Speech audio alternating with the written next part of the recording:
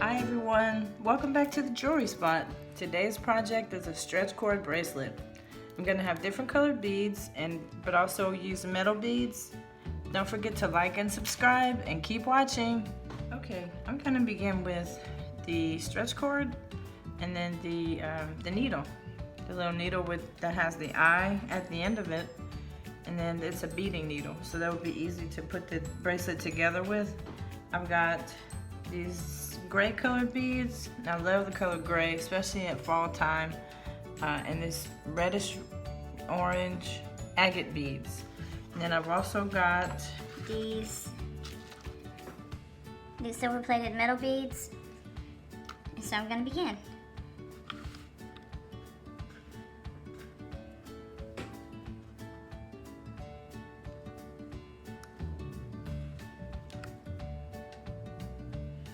I've got 4 of the gray beads, and then 2 red beads, and then a metal bead, and I'll be alternating those. Love these colors.